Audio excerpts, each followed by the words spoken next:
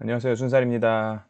네, 오늘 2022년 마지막 날인데요. 연말 기념으로 한 해 있었던 일들을 좀 빠르게 짚고 가는 시간을 가져보겠습니다. 사실 올 한 해 내내 증시도 어려웠는데 한파까지 덮치면서 날씨까지 추워진 시장이죠. 빨리 올해가 가고 2023년이 왔으면 좋겠는데요. 일단 미국 주요 증시들의 경우에는 S&P 500, 나스닥, 다우존스 다 엄청 빠진 한 해로 마무리됐죠. 이제 그나마 다우존스는 좀 덜 빠졌는데 S&P 20% 빠지고 나스닥 30% 넘게 빠지고 엄청나게 빠진 한 해고, 이 차트 보시면은 2008년 금융위기 때 정말 엄청 나락으로 갔더니요, 한 해 빼고는 증시가 이 이후로 역대급으로 많이 빠진 한 해였습니다. 나스닥 같은 경우에는 앞으로도 당분간 전망이 좋진 않은데, 4분기에도 지수가 빠진 경우는 2000년대 초반 이 닷컴 버블 시대 이후에 처음이라고 합니다. 그 상황에서 이제 강추위가 덮쳤죠, 북미에. 그래서 한파랑 폭설이 덮치면서 이 LNG 가스전까지 얼어붙는 사태가 발생을 했다 그래요. 그래서 천연가스 1일 생산량 자체도 낮아졌고, 텍사스 같은 이 남쪽 나라도 사실 이번이 처음은 아니고 2년 전에도 되게 이상기온으로 한파가 밀어닥쳤던 기억이 있는데,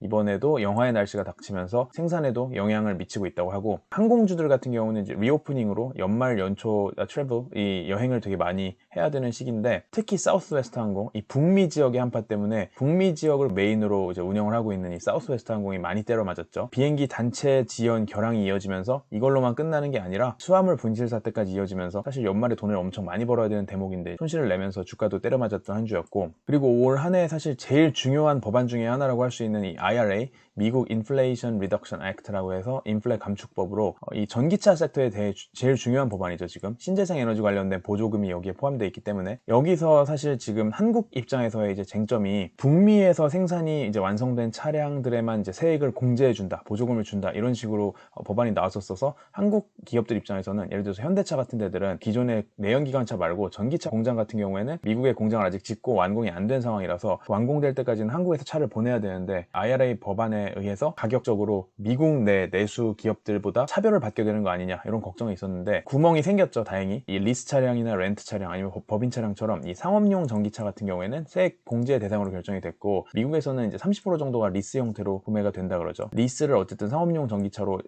분류를 해줘서 북미산이 아니어도 세액 공제 대상으로 다행히 결정이 됐고, 내년 3월에 좀 더 자세한 이 배터리나 이 안에 소재 관련 법안들이 나올 텐데, 그때까지는 일단 좀 걱정을 좀 덜 하고 영업을 하면 될 것 같고요. 테슬라 같은 경우에는 올해 한 해 계속 힘들었죠. 그래서 올해 주가 보면은 이제 마이너스 69%, 정말 엄청나게 때려맞은 한 해를 보냈는데, 수요가 계속 안 좋긴 해요. 그래서 중국 공장에서 생산 일시 중단한다, 이런 걱정 때문에 미국 내에서 시총 10위권 밖으로 확 밀린 상황이죠. 뭐 5위 안으로 들어갔던 이런 회사가 확 밀렸고, 그럼에도 불구하고 이제 전 세계 개미들은 테슬라에 여전히 몰려들고 있긴 합니다. 그래서 전 세계 개미들이 최근 6개월간 매집한 테슬라 주식들이 66개월 전부터 6개월 전까지의 60개월, 5년간 매집한 금액보다 더 높았다고 하죠. 물론 이제 주가가 엄청나게 올랐기 때문에 똑같은 주식 수를 사더라도 투자금이 높을 수밖에 없긴 하지만, 그래도 어쨌든 10배의 기간 동안 매집한 것보다 최근 6개월이 더 많은 돈이 몰렸다고 하니 이 열기를 알 수 있을 것 같고, 한국 같은 경우에는 올해 3조 원어치 순매수했다 그러죠, 개미 투자자들이. 그리고 이거는 이제 유럽의 차트인데, 유럽의 각국별로 제일 많이 구글에서 찾아본 주식들, 대부분의 나라에서 이제 테슬라 주식을 제일 많이 찾아봤고, 그 외에는 진짜 밈 주식들이에요. 뭐 독일이나 영국 같은 경우에는 AMC를 찾아보고 있었죠. 니오도 뭐 사실 밈 주식과 전기차 주식에 이제 왔다 갔다 하는 단계라고 볼 수 있고, 뭐 그 외에 게임스톱, 버진 갤럭틱 뭐 이런 회사들도 구글 검색 인기 순위 1위를 차지한 나라들이 유럽에 있었다고 합니다. 그리고 이 유럽에서는 에너지 전쟁이 계속 진행 중인데, 러시아에서는 이 원유 가격 상한 도입한 국가들에 대해서 원유 수출을 금지했죠. 러시아를 이제 제재하겠다라는 측면에서 G7 국가들, 그리고 EU, 그리고 호주에서 이 가격 상한을 도입을 했는데 2월부터 시행될 예정이에요. 영향 자체는 제한적일 거긴 합니다, 실제로 시장에서. 왜냐면 미국이랑 EU에서는 이미 금수 조치를 이제 시행을 했고, 러시아산 원유 시장 가격 자체가 이미 많이 떨어져 있어서 EU에서 정한 가격 상한선 이 60불보다 어차피 낮아진 상황이라서 뭔가 시장에서 물량 측면이나 가격 측면에서 그렇게까지 영향이 있을 것 같지는 않고, 인도, 중국, 터키 같은 이제 제3세계에서 러시아산 원유가 거래가 되고 있긴 합니다. 그리고 튀르키예 같은 경우에는 에너지난 완화 기대를 받고 있죠. CPI가 연간 80%를 넘기는 정말 미친 나라가 되고 있는데, 지금까지 내수 천연가스 소비의 대부분을 수입에 의존했었는데, 유럽 흑해에서 계속해서 지금 매장지를 찾고 있었는데 천연가스 매장지를 발견했다고 하죠. 바닷속에서 내수에서 이 에너지를 생산을 해낼 수 있으면은 CPI, 이 물가 안정에도 도움이 되지 않을까라는 기대감을 갖고 있고, 엑손모빌 같은 경우에는 이제 미국 대장 석유 회사인데 EU 대상으로 소송을 제기했습니다.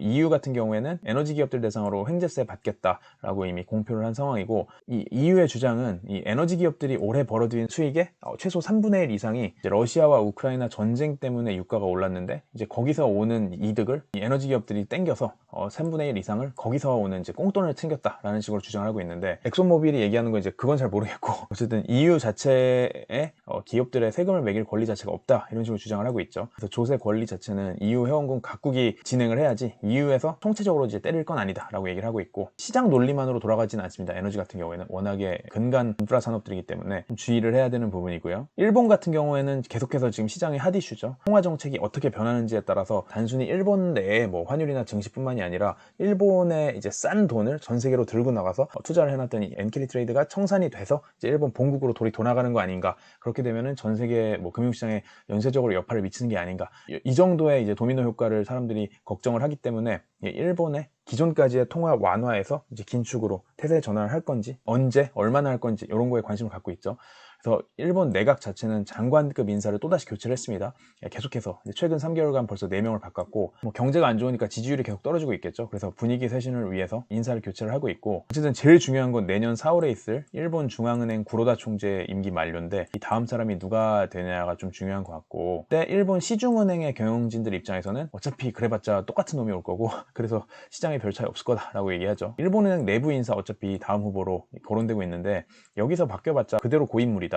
이제 외부인을 데려와서 앉히지 않는 이상 곧바로 금리 인상하는 건 어려울 거다. 그리고 일본 같은 경우에도 에너지난이 굉장히 극심한데, 일본이 러시아 극동 지역에 있는 이 사할린2 프로젝트라는 데에서 LNG를 이제 수급해오고 있었어요. 근데 러시아산 LNG는 지금 전 세계적으로 이제 금수 조치도 있고 하다 보니까 일본 내 해상보험사들이 해상보험 자체를 멈추겠다고 선언을 했죠. 이제 당장 내일 1월 1일부터인데, 러시아, 우크라이나, 벨로루시 지역과 관련된 이런 해상 물류 관련해서는 보험사들이 보험 안 들어주겠다. 배가 아예 안 뜰 수도 있고, 배가 뜨더라도 이 보험이 안 되니까 그 비용을 다 고객들, 뭐 일본 같은 경우에는 일본이 수입을 해야 되니까 수요자가 직접 다 그걸 떠안아야 될 수도 있겠죠. 그러다 보니까 이게 러시아산 LNG 수급 자체가 이 보험 때문에, 이 금융시장 때문에 아예 꼬여버릴 수 있는 영역이 돼버렸고요. 중국으로 넘어가면 중국은 지금 전 세계에다가 걱정을 끼얹고 있죠. 그래서 완전한 리오프닝을 시작을 했고, 1월부터 당장 한 일주일쯤 후부터는 정말 중국 내부에서도 완전히 활짝 국경을 열어 제낄 계획인데, 뭐 홍콩이랑 마카오 같은 곳에 비자 내주고 육로도 열어주겠다고 하고, 그 다음에 중국에서 이미 여행을 떠나는 수요가 굉장히 많죠. 그래서 중국에서 출발한 이탈리아 밀라노행 비행기의 탑승자 절반이 도착해서 검사를 받아보니 코로나 양성 반응이 나왔다고 하죠. 이런 식으로 중국의 기존에 이제 뭉쳐있던 팬데믹 확진자들이 리오프닝과 함께 전 세계로 뻗어나가면서 팬데믹 시즌2가 시작되는 거 아닌가라는 사람들의 걱정이 올라가 있는 상황이고, 그래서 이제 나라별로 중국발 여행객들에 대해서는 좀 차별 대우하겠다라는 나라들이 있죠. 이제 미국이나 일본, 이탈리아, 그리고 한국도 똑같습니다. 그래서 중국발 입국자들한테는 이제 검사 도입하고, 뭐 비자를 좀 더 빡세게 주거나 안 준다거나 뭐 이런 정책들을 도입을 하려고 하고, 유럽에서는 근데 아직까지는 제한될 필요 없다, 이런 식으로 좀 갈리고 있는 영역이고, 밀라노에서 확진 판정 받은 사람들이 다행히 오미크론이었고 변이가 없어서 아직까지는 다행이다, 이 정도 상황이고, 중국 같은 경우는 그리고 이제 외환거래 시장을 연장했죠. 사실 이게 되게 중요한 건데, 외환거래 같은 경우에는 사실 시장이 24시간 돌아가서 언제 어디든지 환전을 하고 환전한 돈을 딜리버를 정말 받을 수 있는, 내가 쓸 수 있어야 되는 이런 상황이 돼야지 자유롭게 쓰이고 열릴 것 같은데, 중국 같은 경우에는 이제 미국 달러에서 계속 벗어나고 그 패권을 빼앗기 위해서 시도를 하고 있죠. 중국 본토에서 거래되는 일단 위안화 대상으로 지금 거래 시간을 더 늘렸습니다. 다음날 새벽 3시까지 늘렸으니까 아침 9시 반에 오픈하고 새벽 3시까지 늘리는, 그래서 거의 24시간 근처까지 다 왔다라는 상황이고, 탈미국을 하려고 했던 중국 회사들, 미국에 상장을 일단 해놨는데 미국에서 쫓겨나고 상장 폐지가 될 수도 있으니 이제 홍콩에다가 2차 상장, 이중 상장 하겠다, 이런 식으로 추진을 하던 회사들이 일단 다 연기를 하는 모습을 보이죠. 왜냐면 최근에 미국 규제기관이 이제 중국 기업들에 대해서 직접 이제 회계감사를 실제로 진행을 했고 잘 진행이 됐다, 이런 식으로 결과를 밝혀주니까 굳이 상장 폐지가 안 될 수도 있다, 미국에서 쫓겨나지 않을 수도 있다, 이제 회계감사 미국에서 이제 요구하는 대로 들어줄 수 있게 되는 건가 보다라고 기업들이 생각을 해서 굳이 홍콩 가서 또다시 상장시키고 거기서 관리하는 인력을 늘리고 시장 변동을 늘리느니 그냥 미국에 일단 붙어있자, 이 정도로 생각을 하는 것 같고요. 어차피 당장 지금 시장도 안 좋아서 마케팅하러 로드쇼를 뭐 돌아다니는 상황도 아닌 것 같고요. 그리고 이 중국 증시가 사실 때려맞기 시작한 게 벌써 한 1년 반 된 것 같은데요. 작년 여름에 중국이 에듀테크 기업들의 규제를 때리면서 정말 증시가 폭락을 하기 시작했었죠. 뭐 글로벌 증시 폭락보다 더 먼저, 몇 달 먼저 왔는데, 당시에 정말 세게 때려잡은 게 에듀테크 기업, 사교육 기업들, 그리고 두 번째로는 게임사들, 그 게임은 정신적 아편이다, 뭐 이런 얘기까지 하면서 하지 말라 그랬었죠. 근데 이 두 개가 좀 갈리는 모습을 보였는데 에듀테크 기업들은 여전히 규제합니다. 그래서 초중등학생들에 대해 사교육 비용도 상한을 두고 운영 시간도 오프라인 학원 같은 경우에는 저녁 8시 반 이후에는 아예 영업을 하면 안 되고 온라인 수업조차 저녁 9시 이후에는 아예 보여주면 안 된다, 이런 식으로 막아버리는 모습을 보이고, 반면에 게임사들한테는 판호를 좀 잘 내주고 있습니다. 그래서 게임 산업은 다시 좀 띄우려는 모습을 보이고, 외자 판호도 어쨌든 1년 반 만에 처음으로 발급을 했어요.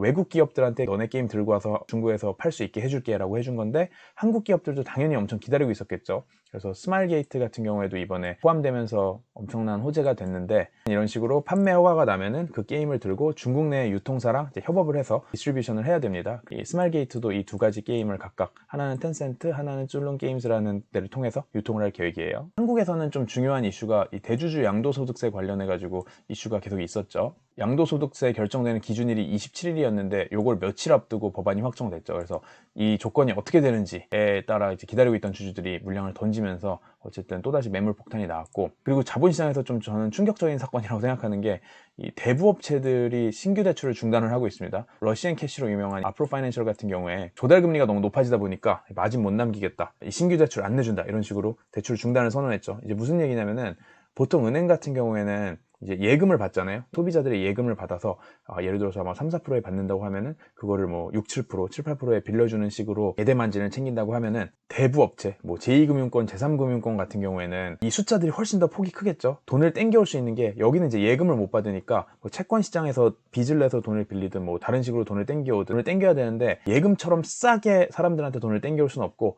훨씬 더 비싼 금리에 이제 돈을 땡겨와야 돼요. 그리고 나서 그거보다 더 비싸게 이제 대출을 해줘야 되는데, 법정 최고 금리는 20%죠. 근데 이들이 돈을 빌려주는 고객들 같은 경우에는 이미 신용이 굉장히 낮은 제3금융권까지 찾아온 사람들이기 때문에 손실률을 생각하면은 20%도 사실 그렇게 높은 금리는 아니에요. 이 사람들 입장에서는 금리가 오르기 전에도 이 높은 금리에 빌려줘야 영업이 됐었는데, 이들에게 있어서 매출인 이 대출 금리는 20% 상단에 막혀 있는데, 본인들이 돈을 땡겨와야 되는 이 조달 금리는 높아지니까 이 마진이 안 남겠죠. 숫자의 차이가 있다 하더라도 여기에 이제 손실률이 점점 더 높아질 거라는, 경제가 안 좋아지니까 이제 그거를 감안을 하면은 마진이 아예 역마진이 날 수 있다, 이런 생각 때문에 이 대부업체들이 돈을 안 빌려주기 시작을 했고, 그 정도가 되게 되면은 이제 제3금융권에서도 사실 돈을 못 빌리게 되는 사람들은 정말 어디 갈 데가 없어지니까, 저는 이게 되게 심각한 상황이다. 이제 몇 안 되는 쩐주가 사라지는, 생존을 위해서 하루하루 급전이 필요한데 그거를 빌릴 수 있는 곳이 없어진다, 이런 사람들이 많이 생겨날 수 있어서 주의 깊게 봐야 되는 사건이라고 생각을 하고요.